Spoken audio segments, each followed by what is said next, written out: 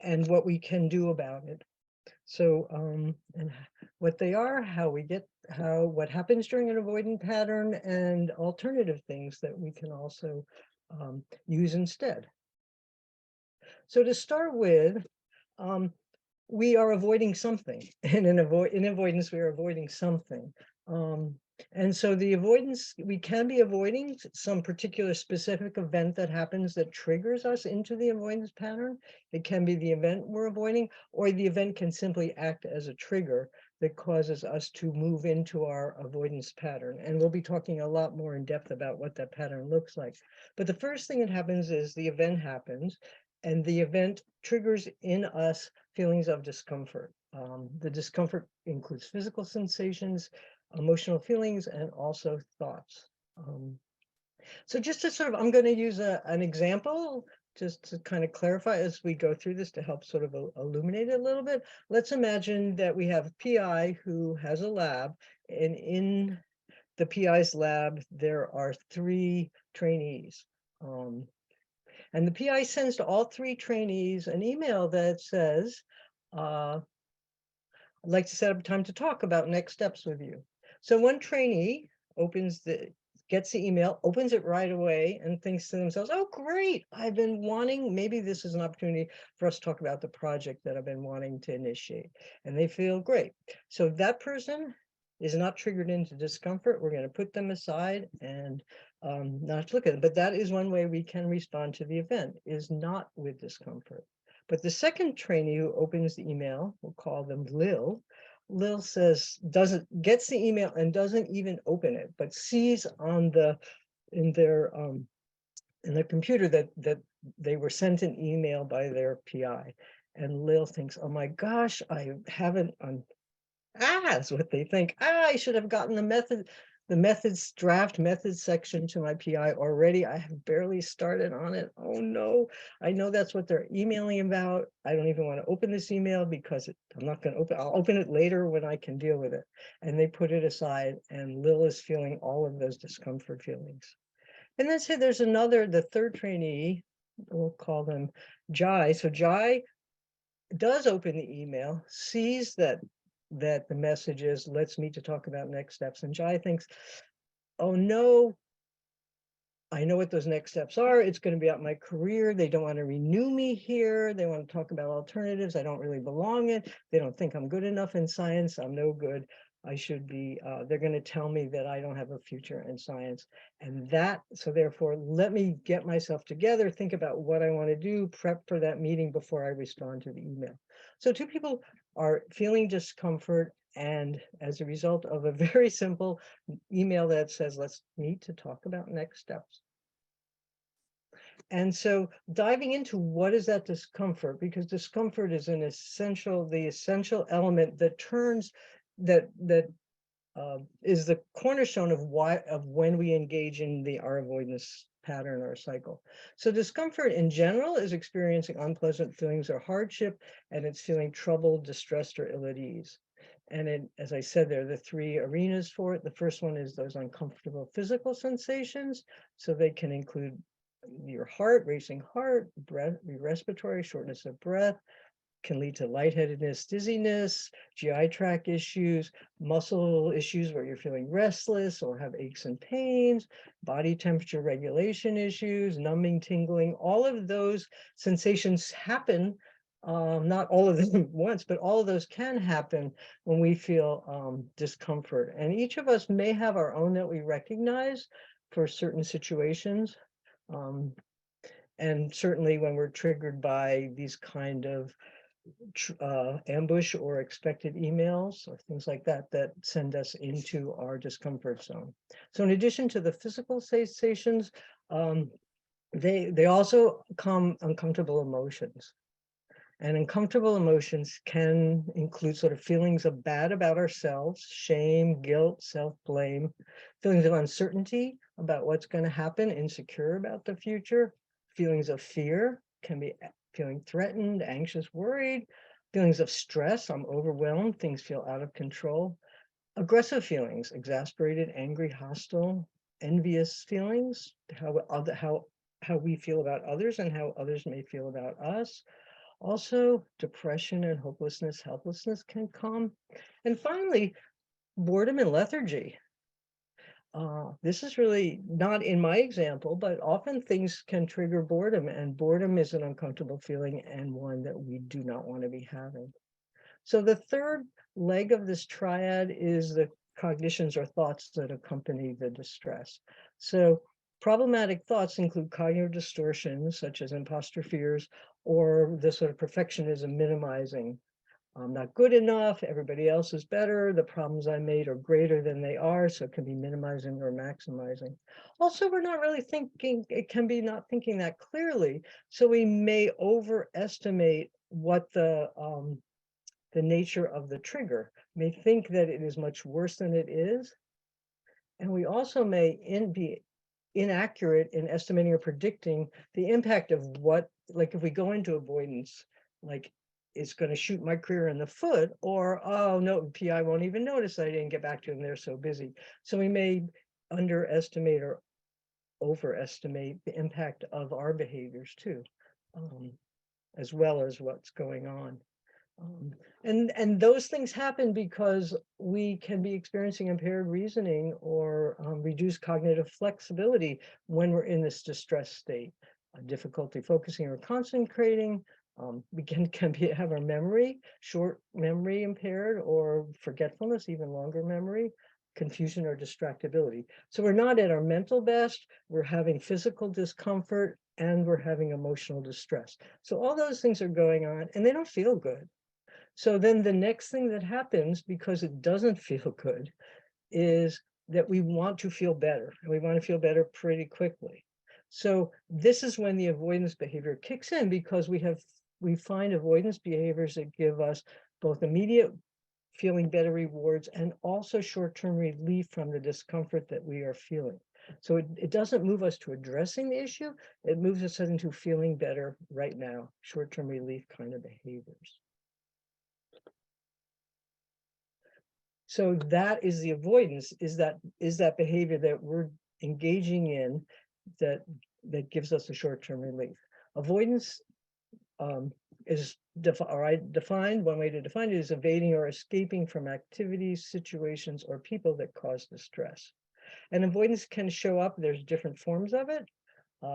Procrastination can be one way that we avoid. That's putting off a task that you do intend to do, and you don't really have a good justification for not doing it, such as, I don't have the materials yet, I'm waiting on someone else to do it, I need to develop a skill set before I can do it. You don't have a good reason to do it.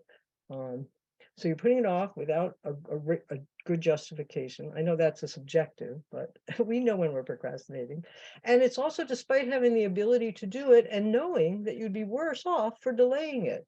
So you're acting against your own best interest in that moment. And we're doing it as a stress response.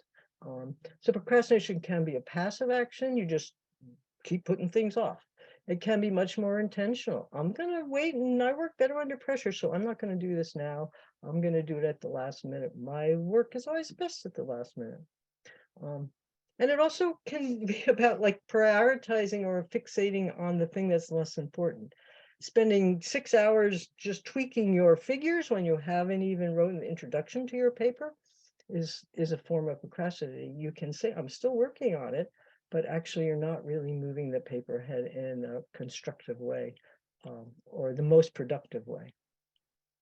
Another form of avoidance is distraction. And distraction is something that helps shift our focus and attention away from the negative thoughts and feelings and discomfort or pain. And we can do it intentionally. You know, I don't want to think about this. I'm going to go out for a run. Or it can happen automatically.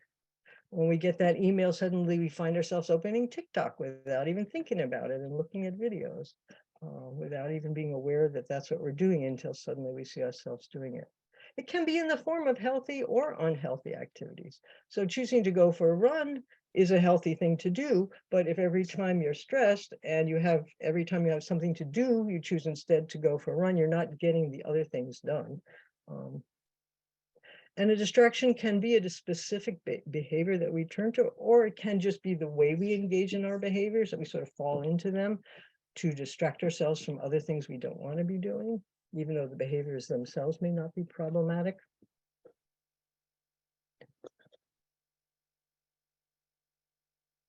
So here is a question for you all to think about for a minute. And if anybody would like to put the answer into the chat, we can see what other people do.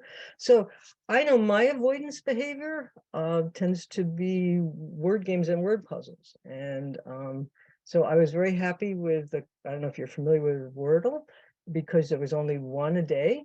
And then my son, who I have never forgiven, introduced me to something called Quordle, which allows you to keep doing them over and over again. And it has become a huge problem for me. So that's one of my avoidance behaviors, is to do Quordle on my phone.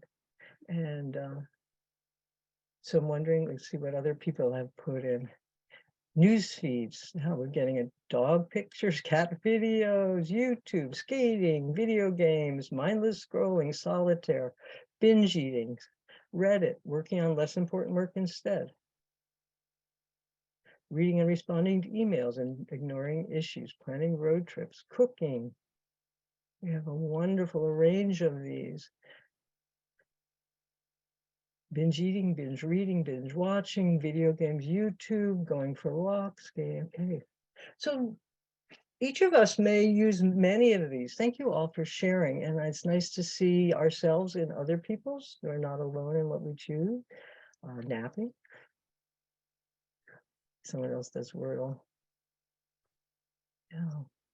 So there's a range of it. And so it's not like there is one size fits all in avoidance activity. And a lot of these are actually things that are important and helpful and constructive. At times are not bad in and of themselves. So that is the behavior that we engage in. We have been triggered by something that happened. We feel uncomfortable. We engage in avoidance behavior or numbing, which provides us short-term relief and immediate rewards. However, and this is why it's a problem, is because there are consequences to the behavior. Otherwise, it would not be a problem for us. It's the consequences that create additional problems for us. And these consequences can be very practical ones. We'll look at that in a minute, psychological or relational. We'll delve into those more in depth. But noticing that the consequences then can make the problem worse or create other problems, which then lead us back here to more feelings of discomfort. So now we've got a cycle. An event happened, we felt uncomfortable, we engaged in avoidance behavior to make ourselves feel better. The behavior led to consequences, and then the consequences lead to more discomfort. And this pattern can keep going on and on. So what are some of the consequences that can happen from avoidance? So the consequences can be very practical. There can be problems that were created because you failed to do what you needed to do or what you wanted to do, or what you were supposed to do, or what you thought about doing. There's also the opportunity cost. When you were engaged in that avoidance behavior, there were a lot of things that you were not doing and time that was lost. And many of these avoidance behaviors end up being black holes for time. So suddenly we think, oh, I'm just going to look at my phone for, 10 minutes. And then 4 hours later, it's like, where did the time go? How did I do that? And so that's a huge loss of time when we're not doing other things, and we may have missed opportunities. Or because we neglected to address the problem, we lost opportunities from it. And so that's it. The additional problems that can arise in avoidance, the behavior itself can create problems for us, especially, if your behavior is not a healthy one. If you turn to, say, substance abuse, substance overuse, that can create problems for you. Addictions, which I'll talk about in a little while, can create problems for you. So in addition to failing to do what you wanted to do or needed to do, the avoiding behavior will create that set of problems. So there are also consequences in sort of the psychological realm that are consequences that are internal to you. The practical ones are external. the psychological ones, we don't usually feel very good about ourselves when we engage in these behaviors. We may, in the moment we do, or we might, but afterward we tend to be very critical. We can tend to self-blame and a lot of shame about this. A lot of shame for not dealing with what I needed to deal with, and shame for doing what I did instead. And a lot of self-criticism can come with that. And we may feel emotional distress. The underlying problem hasn't gone away, so that's still there. And then we've exacerbated it, or we may have exacerbated, and that can generate anxiety and depression and stress. The other thing that about this whole process of avoidance cycle is that it's very present focus, immediate focused. This doesn't feel good now, and I'm going to do something that helps me feel better now.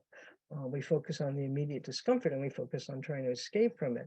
And so we're not we are intentionally or consciously or subconsciously, but we are intentionally blocking out an awareness of what the problem was that we're avoiding and the ramifications of not dealing with it. So we lose perspective on what is happening in our present focus, and we lose context of the bigger picture. And we also lose sight of where we want to go, how this may be impacting us, and how failing to follow through on what we were avoiding would impact us if we did follow through on it. Another area of damage can be relationships can be damaged. Trust relationship is damaged because of our disengagement or unhelpful behavior. So other people may not trust us anymore. They may be mad at us. They may turn to other people because we failed them. They may be frustrated a lot. The relationship itself is hurt. And in addition, our behaviors may have impact on someone. So if someone is waiting for work from us and we don't follow through on it, then their work may be impacted. They may have to make accommodations for it. They may lose opportunities. They may, their work, they may have to figure out how to deal. You've created a new problem for them that they have to deal with, and it may, even if they are successful in working around, it may still be, that's an impact, and it may be that things will never be quite the way it originally been intended because of your avoidance behavior. So as I said, we had the event, the discomfort, the behavior, the consequences of the behavior. Another thing that happens is the more we engage in a particular avoidance behavior, the more likely it is to provide less and less relief over time. So say you go to watch TikTok videos, and cat pet videos are quite fun, and you watch them for a little while, but then those thoughts keep creeping into your head. Oh my gosh, that email from my PI, I haven't addressed it yet. I better get back to them. And so the TikTok video is no longer grabbing enough of your attention. And even though you keep streaming next and next, it's still not enough.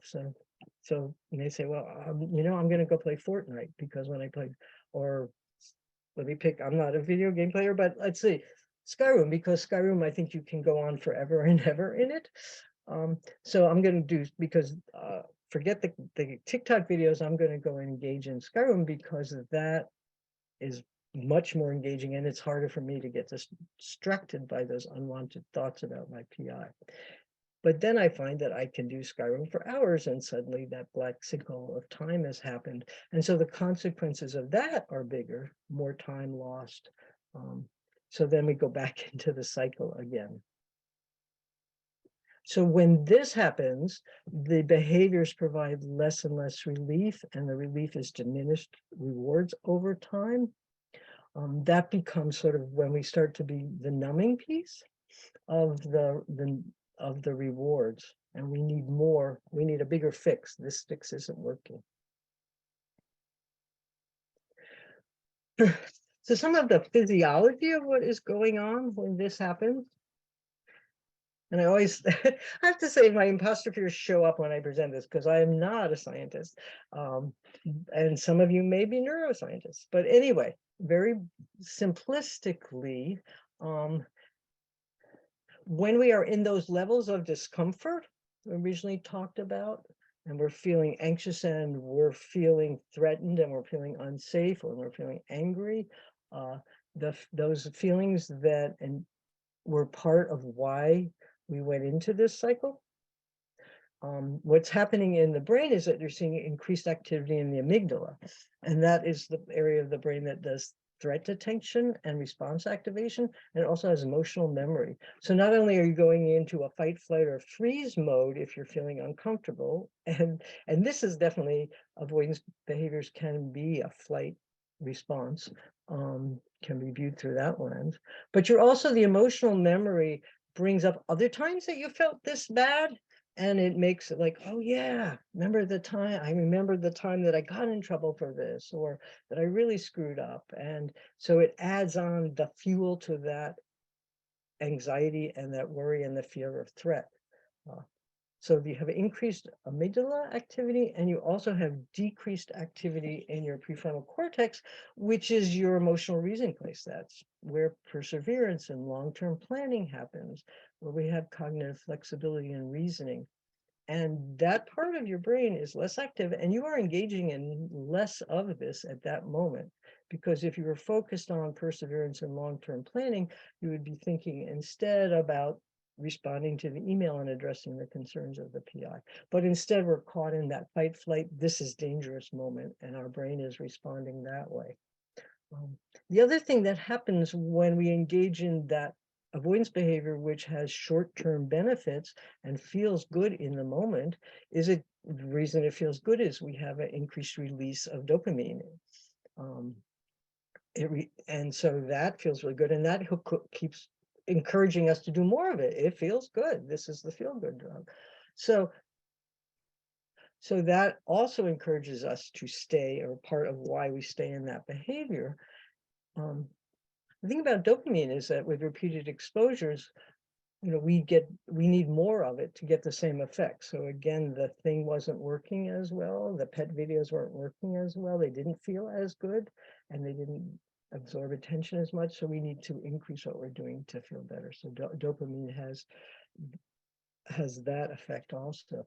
And then in this moment of anxiety and stress and feeling discomfort, our sympathetic nervous system is activated. But if part of all this is we haven't addressed our feelings, and I'll talk about it later. So we continue to stay anxious, and we get relief from the anxiety or stress when we're focused. We get briefly on activity, but it's lurking there and it comes back.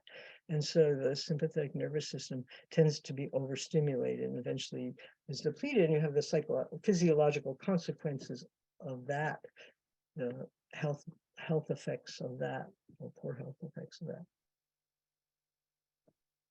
So looking at the numbing piece of the cycle now, talking about, so we have the behavior cycle. So when we kick into numbing, and not every avoidance cycle leads to numbing, but some of them do, and that was part of what we wanted to address, is that it can lead us to numbing. So psychological numbing means being unable to feel emotionally or physically. But it doesn't mean that you don't have the emotions. It's that the emotions, that we're not in touch with them. We're not feeling them, but they are there. And so they still have the effects on our body and the effects on our behavior, but we're not aware that we're having them. And numbing is a survival response. And it can occur so rapidly and immediately in response to a significant kind of overwhelming traumatic experience.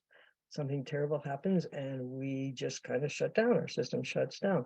But we are still impacted by the pain of it. We still have the loss, the grief, all those things going on underneath, but we're in the dissociative, I'm numb phase. Numbing can also happen gradually over time, bit by bit. It's accumulative in response to external events and our internal emotional responses, so that over time we can get numb, the progress of it.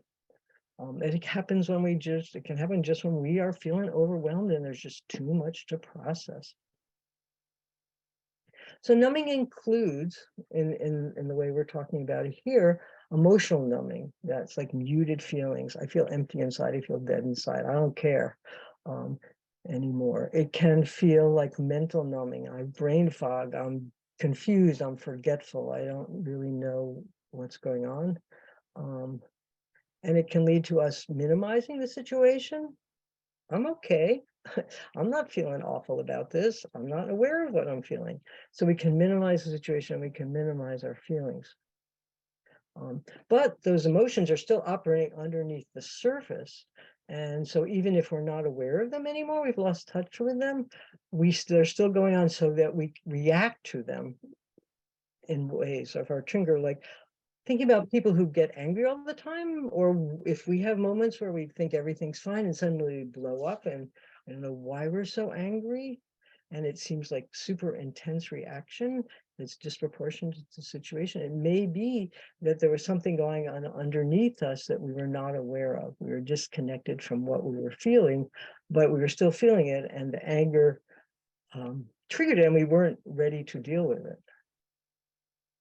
So the effects of numbing, as I said, when we are numb, we are disengaged or distanced, not only from what we're feeling, but we're disengaged or distanced from the things that matter to us. Could be our work, it could be our relationships, it could be our goals. And if we don't address numbing, it can just become our new normal. This is how we live in the world. But as I said, if we're unaware of what is happening to us and within us and how we're feeling, we can't really make good choices about what to do about those things. And the other point about numbing that's really important is that we don't selectively numb. We can't just numb our feelings of inadequacy or hurt or fear. As Brene Brown, who many of you may be familiar with, has said, and I think very, very well, is that we cannot selectively numb emotion. If we numb the dark, we also numb the light. If we take the edge off pain and discomfort, we are, by default, taking the edge off joy, love, belonging, and all the other emotions that get meaning to our lives.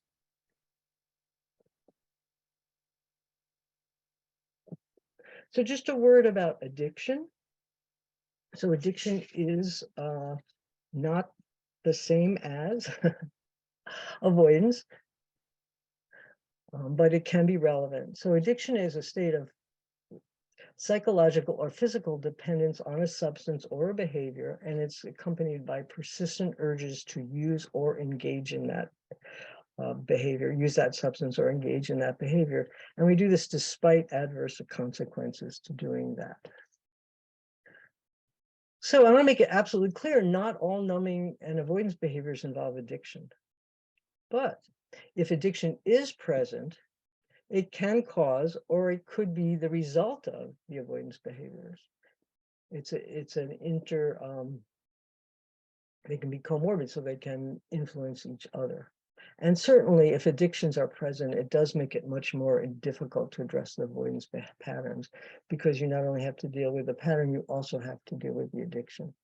So some examples of addiction: substances such as drugs, alcohol, tobacco, and behaviors such as gambling, sex, or pornography, video games, internet screen activities, shopping can be addiction, thrill seeking, binge eating. A whole lot of behaviors can be addictive.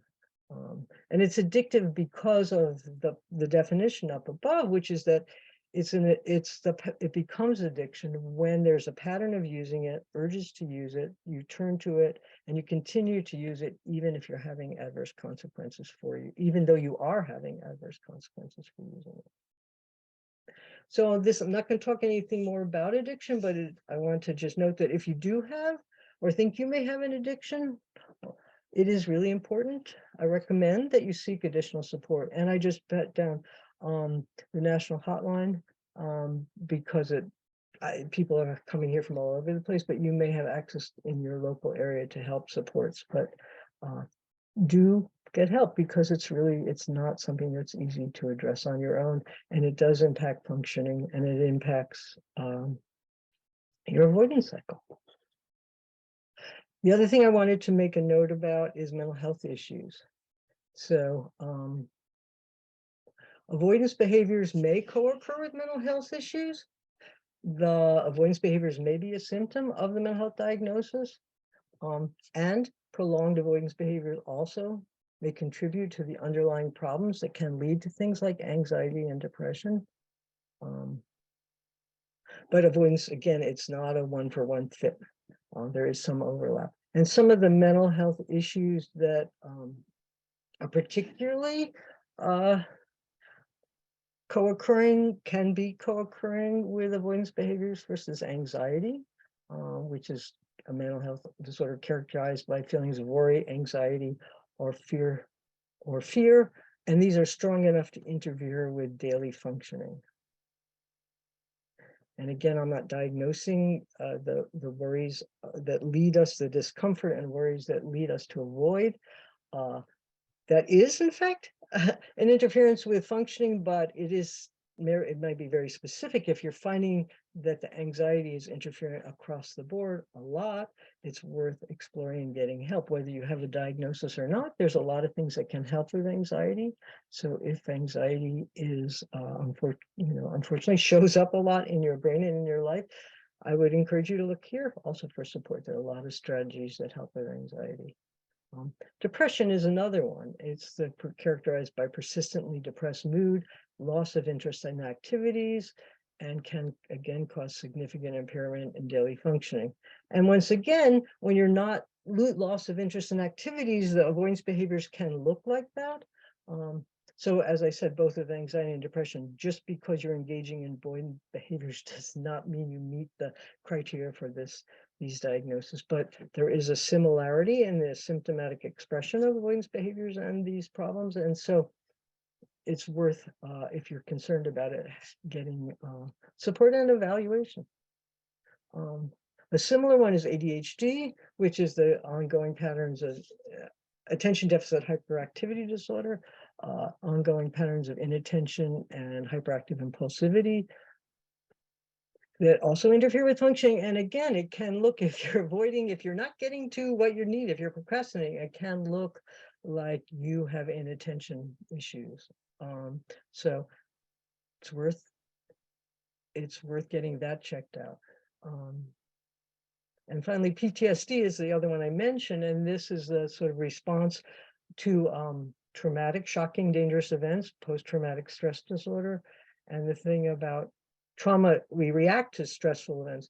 PTSD is when the reaction continues after the event is past and after time has passed. And again, it can be an emotional triggering and a triggering of discomfort, and especially on that range of physical and emotional things that happen in the discomfort phase of the cycle. And so if one has PTSD, it makes one more vulnerable to reacting very strongly. And so it would be important to have supports to help you deal with those reactions. So I said these overlap, but these are not the same as avoidance, the avoidance cycle. And again, when I was stressing, avoidance behavior is not characterized as a disorder, a mental health disorder. It's an unhelpful pattern of behavior. But again, if you think you fit the criteria for any of these, I encourage you to get support for yourself. So we've laid out what the pattern is, and what the impact of the pattern is on us. So now what do we do about that? All right, insight helps, but now what? And as I said in the beginning, if it was simply a question of just get up and do it, get your act together, use a little more willpower, organize yourself, get the right planner, do time management strategies. Maybe if those worked, we wouldn't be here at this talk. Sometimes those do work, but these are the times when doing those simple try one thing response is inadequate to meet the needs of this problem. So this is the mental health series that we're talking about the context in. So the first thing that I recommend in what we can do about when we are engaging in this cycle is really going back and starting with the basics of self-care and caring for your whole self. It's a whole lot easier to deal with things that are hard when we're in good shape, and when we're in bad shape, it often can exacerbate problems. So regularize your sleep cycle, eat regular, healthy, tasty meals, and include time for physical activity, fun, for rest and relaxation. Those are things that my mother used to say to me, Get outside and play, eat well, and go to bed. And so those are still true. The other thing that we may know now more of since my mother's time is the role of healthy relationships. So making sure, connecting with others in healthy relationships. And then finally addressing any medical or mental health concerns that you may have. So that's all part of taking care of yourself. So that's the first step. The second step is to learn about your own avoidance cycle, because each of us has, just like each people posted their avoidance activity they engage in, there was some overlap, but there was a huge range of things. So being curious, what is my cycle? Self-knowledge, once we know what we're dealing with, it's a whole lot simpler to figure out strategies to address it, appropriate strategies that will helpfully address it. So as you're reflecting on your own avoidance cycle, be non-judgmental, be empathetic. You're not a bad person for doing this. You're a human person. We all do this. And so keep self-compassionate and curious and not judgmental. And some of the tools that can help us as we reflect on our cycles could be journaling. Mindfulness practices can help, talking to trusted, appropriate people. So, your PI may be the person to address about the email that they sent you, but they may not be the person to share all of your avoidance behaviors with. Maybe a friend is, or a partner, maybe not. Maybe you have someone in your life that would be helpful and could talk to about it. Maybe you don't have such a person, or not sure you do, or maybe you feel like it's more complicated than that. And I always, as a mental health professional, I always advocate, I think everybody can benefit from talking to a professional, a therapist, a coach, or a counselor. If this is causing problems in your life, not only do you want to be able to have a place to address the collateral damage as well as the problem of the avoidance cycle. So a professional can help you with that. Then the next step, and this is I think is really important, and it feels a little like, wait a minute, why are we talking about values and goals? But it's really hard to change something by just saying, don't do it. To remove something is much harder than saying, I want to have, or to fit this into the bigger picture of my life. I want my behaviors to move me forward to where I want to go. And I want to have a motivation for doing this, and understanding about to be able to create the life I want to create. Putting this into the context of how this behavior does not move me forward towards my goals and values. And if I think about what I want, it's much easier to think about what I could do instead of my avoidance behaviors. So connecting with your values and aspirations means asking yourself things like, what future do I want to have? What do I want to accomplish in my life, in the short term, this year, in this lab, in the long term, in my career? And how do I want to live my life? What are the things that matter to me that I want to include in my life? If I thought about it, I probably would not include in my life that I want to spend 6 hours a day playing Portal, maybe 10 minutes a day or once a week, but not 6 hours a day. That's not how I want to live my life. So giving myself that, this is what I want, and then asking yourself, how does what I did this week or in this moment fit in with those goals and values? And keeping in our mind what our goals and values are for our lives, what our aspirations are for our life, helps us to keep motivated to say, this is hard, these changes, and we'll talk more about some of the things that will be hard to do to make the change, but it's hard to keep going. And so what will keep me going is that I want to create this life. This is my one life, and I want to create it the way I want to create it. And it will also help me stay on track to sort of like, to test, if what I'm doing, does that fit in with how I want to live my life, or doesn't it? So it gives you sort of a way of measuring what you're doing against it. So that's the big picture piece. And then we move more into the smaller picture, or the more immediate picture. I don't want to call it smaller picture, more immediate picture. So remember, the cycle begins with a trigger and then the feelings of discomfort, which are in the three arenas. So thoughts, emotions, and behaviors. So here's where you're going to learning about your own avoidance cycle. What are my thoughts when a trigger event happens? And fact check them. Because a lot of times it's cognitive distortions. Like, I did something wrong. If you remember our people at the beginning of that I mentioned at the beginning of the talk, one of them said, "Oh my gosh, I'm going to get thrown out of the lab. They're telling me I have, my PI wants to tell me I have no future in science." Well, that could be a huge cognitive distortion, so fact checking it to see how accurate that could be. And another one is challenging that inner critic that always comes up with, "You're not good enough, you're inadequate, you're bad, you're shameful, everybody's better than you." So challenge that. Wait a minute, what is the evidence that supports those thoughts? And then the second piece that comes up is emotions. First of all, accept that you have emotions. That is an essential part of being human. We do not exist without our emotions. In addition, feelings are useful data points. They tell us when things matter. They tell us when things are important in positive ways, values. They tell us when things are troublesome for us. This may be a warning. Pay attention. Stop. You need to pay attention to this.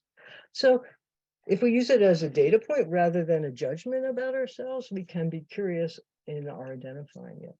And then the third thing that we're monitoring is our behaviors. So again, it comes back to paying attention to how you're using your time.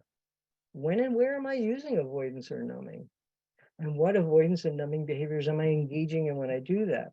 But not only are we looking at the negatives, also look at the other side of that. And what circumstances am I fully showing up and not numbing instead of avoiding? So look at the whole sense of you, not just looking for the negatives, because that will lead us to feeling really bad about ourselves, which will not help us in this cycle. So we want a more accurate and complete picture of ourselves, including when we are engaging in ways that we want to engage. So then after we've sort of checked in and seen what is going on for us and recognize what our emotions are, we have to attend to those emotions, because whether we want to or not, they are present in our bodies, they influence our thinking, they influence our responses, and so they are there. And so the first thing in attending to our emotions is that recognize you are feeling something. And one of the ways we do that is by tuning into those physical sensations. What are the sensations you're having, and where in your body are you feeling them? And if you think about it, you feel very different sensations when you're happy. Where do you feel that in your body? When you're scared, when you're angry? You just think for a moment, where do I feel those? That can be a way to help us understand what we're feeling. And as we identify what they are, name the emotions that you're feeling. Now, a lot of us know mad, sad, glad, maybe bad, but there's a whole lot, and it could be good enough, but there's a whole lot more emotions. I think Brene Brown in her Atlas of the Heart book talks about 70 something emotions. So you don't have to know all 70 of them, but there are a lot more emotions. And as we develop a richer emotional vocabulary, we start to recognize the nuances of the different things that we're feeling. And so once we can identify what we're feeling, we can start saying, is what I'm feeling appropriate to what happened? I'm really angry at somebody and all they did was, walk across and put their coffee cup on my bench in a place that was next to my coffee cup and two other coffee cups. Is that anger appropriate to the emotion? So to the trigger external event. And if our anger isn't necessarily appropriate, what else may be going on that made me respond to feel the way I did? So reflecting on what may else be happening in me that led me to have this emotional response that seems out of sync with the external trigger. So not only is it the type of emotion, but also is the intensity of how I'm feeling it proportional to what happened, or is it an overreaction, or is it an underreaction? If we're told that we submitted a paper and it was rejected, and we go, that's fine, doesn't matter. That may be an underreaction. It may matter a lot to you. So checking for both under and overreactions. And then again, it's noticing what other emotions you may be feeling. Are there feelings of joy, excitement, happiness, pride, belonging, or other positive emotions going on? And where do you feel those in your body? Because you want to become familiar with those as we move towards hopefully feeling more of those. And once we know what our emotions are, we want to what's called emotion regulation. So the first thing is giving yourself permission to feel. Feel your feelings. You're not going to fight them and stuff them down and deny them, but you also don't want to feed them and stir them up. You know, go, oh yeah, I'm really mad at my colleague because not only did he put his coffee cup on my bench, but last week, you know, he was using the freezer when I needed to get to it and he was in my way, you know. So you may start adding on all these other reasons why you're pissed at somebody or whatever it is. So adding fuel to the fire is a way of avoiding. Actually, it makes us feel more empowered to feel what we feel, and it does not address the emotion that we are feeling. So after you recognize that you're feeling it, then the next step is to reassure yourself that you can handle it and that you will be okay. The emotions may feel dangerous, but emotions themselves are not dangerous. We don't die from anger. We actually don't die from anxiety. We aren't, you know, they may impact how we feel. We may feel anxiety can feel like we're dying, but we're not. And so recognizing that they will eventually peak, this episode will peak and it will pass. The curve arc will go up and it will subside again. And so in the meantime, I am feeling this, and what can I do to take care of myself and to take care of this emotion while I'm feeling it?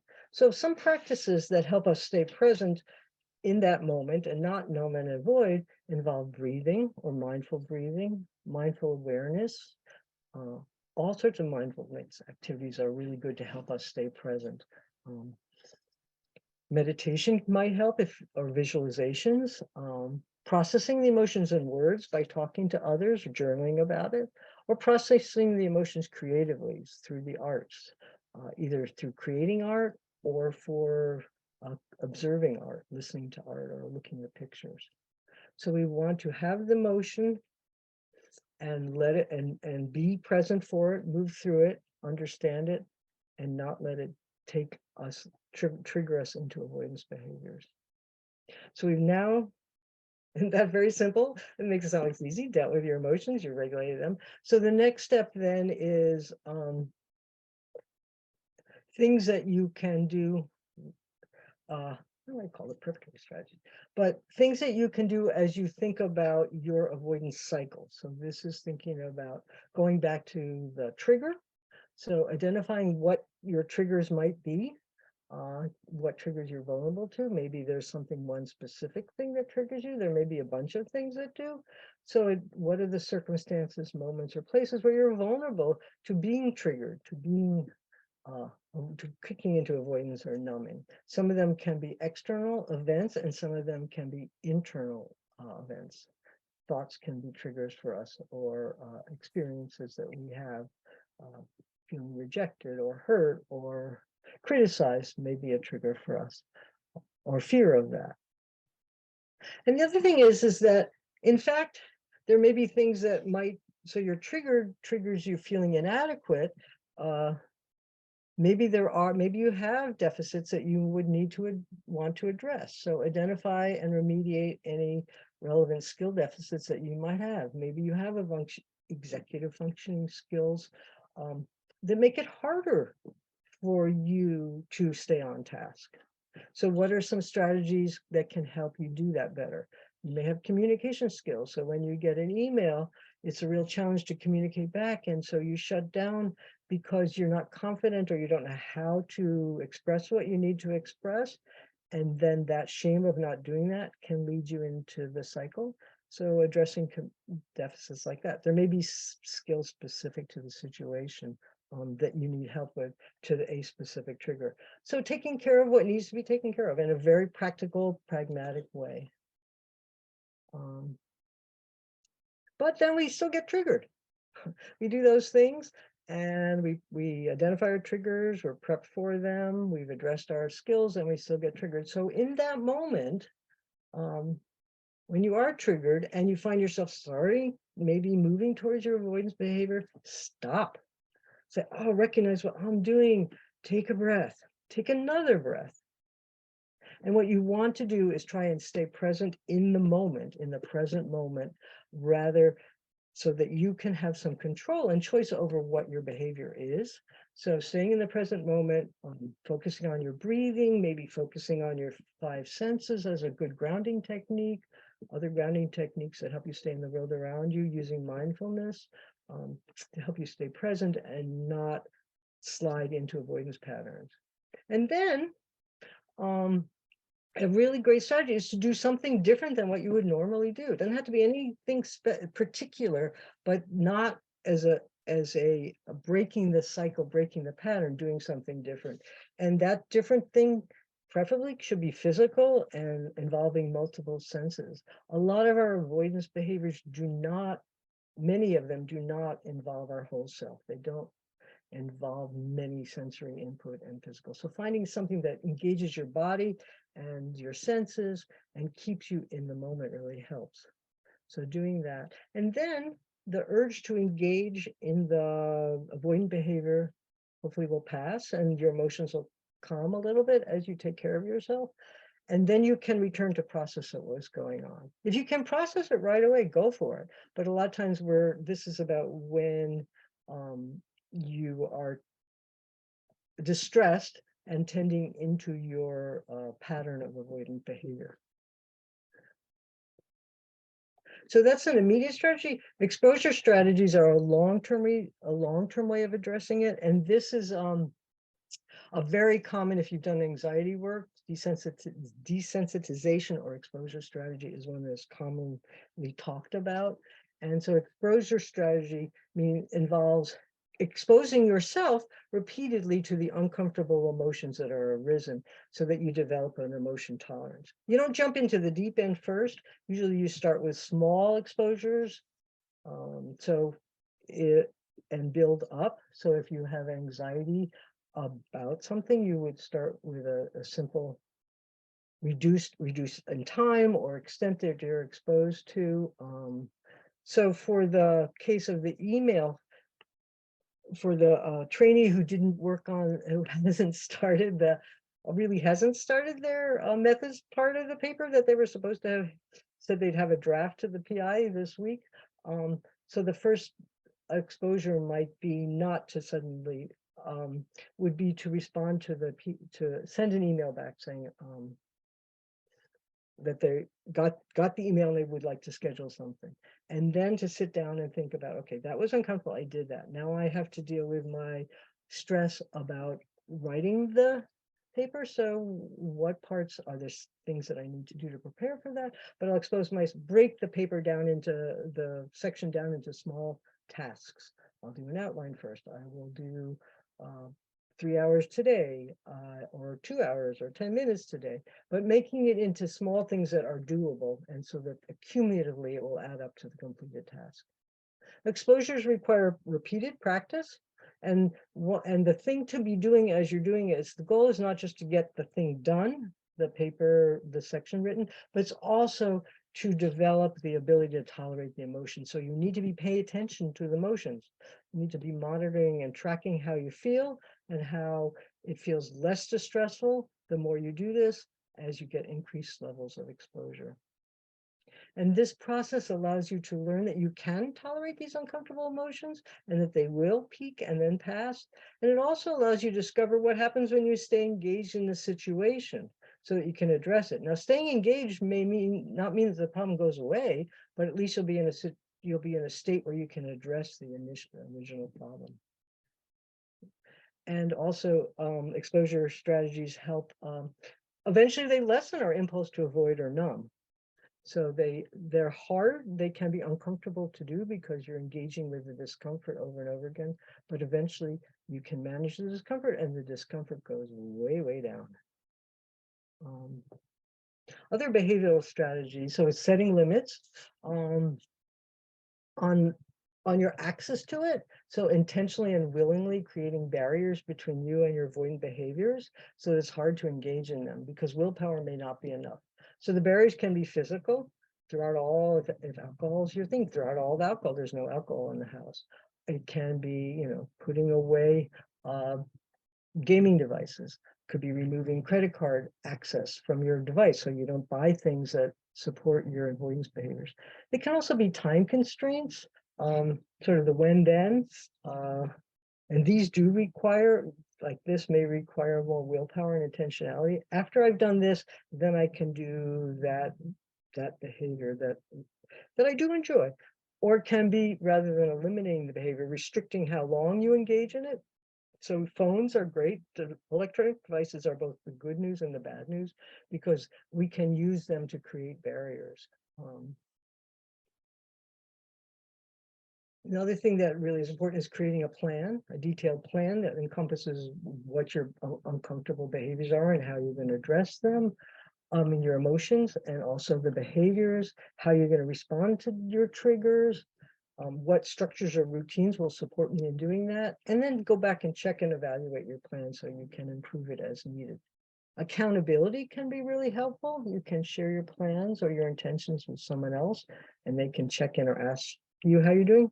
You may want a buddy who's also going through this that you can work with together, or a support group such as AA are designed to help us avoid our avoidance behaviors. And then again, going back to what really matters to you, because your motivation, your values and goals are motivation and your guideline, and they helps you identify the behaviors you want to develop and cultivate, instead of the ones that you may be falling into doing. And then lastly, so now if we've gotten our avoidant behaviors a little bit more under control, and maybe a lot more under control, now we want to live the life we live. We still have to manage stress, because stress hasn't disappeared. So we want a stress response that encourages us to renew and re-engage in our lives. And it's important to be able to relax. Relaxation is relief from stress or tension, and it leaves us feeling soothed and able to re-engage. And we want to be able to decompress from stress, and that's where our parasympathetic nervous system lies. So we want to activate that. Renewal can be restful. It can also be invigorating, or it could be both. So finding different ways to renew and recharge yourself when you are stressed, that don't leave you feeling worse off, don't shut you down, but that sets you up into a place where you can re-engage, and to commit to the activities and behaviors you want that are consistent with your values. So that is that I have some prompts for you, that you will be getting the slides. And if you want to reflect on this, there's some prompts that are included here at the end of the slides. If you want to use them, I encourage you to use them as a way of reflecting on some of the material that will help support you in doing this journey. Some resources for you. And OITE is offering a supplemental session related to this in the mental health series on March 16th, the coping crisis. Because you attended here, you will get a copy of the slides, and you will also get the link for this. So I encourage you to come to that. And the last thing in the mental health series is suicide awareness in April. And finally, following this, encourage you to stay for small group discussions where you'll have a chance to talk and process this with other people. Being facilitated by a mental health professional. It's not a therapy group, but it's a chance to have a discussion, and the discussions will be confidential. So stay on.